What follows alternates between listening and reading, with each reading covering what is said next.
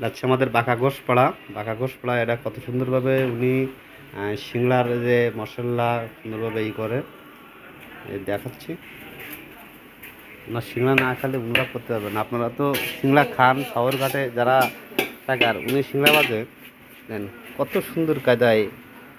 ওটা কি পুরি মশলা? পুরি মশলা ওটা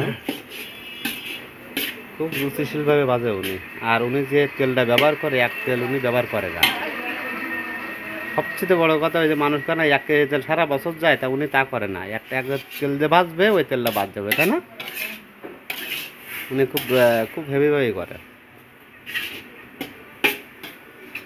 যে পুরি আছে, পুরিও খুব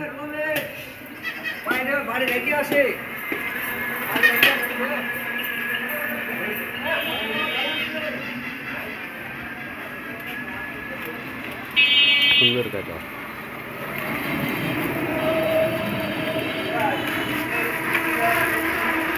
আমি কত ঘুরাবো?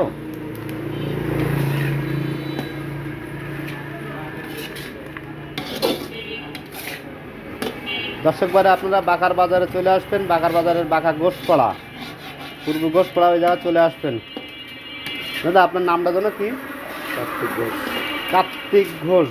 তবে উনি হলো খুব সত্যি কথা, উনি হলো হেভি ভাজে প্রতিদিন।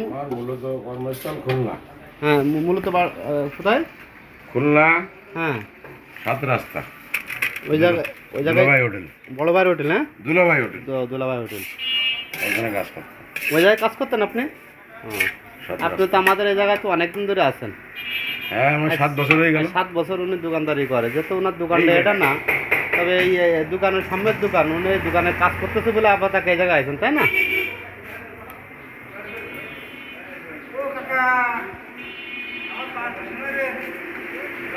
ওই যে 5টা সিংলার অর্ডার আসছে, ওই উনি 5টা সিংলা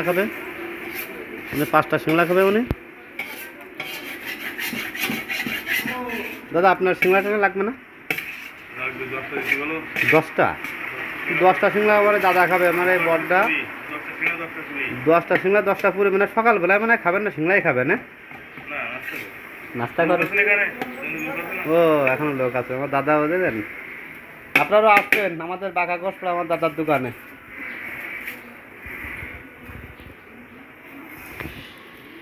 আপনারা সবাই ভালো থাকেন। আল্লাহ হাফেজ।